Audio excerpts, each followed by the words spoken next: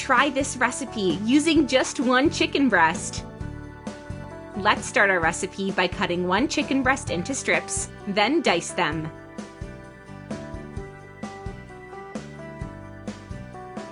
In a pan, gradually add butter.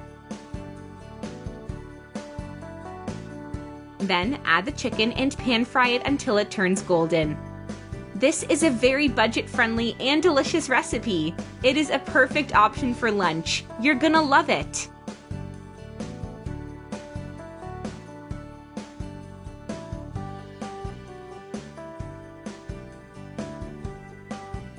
Now, in a bowl, add 4 eggs.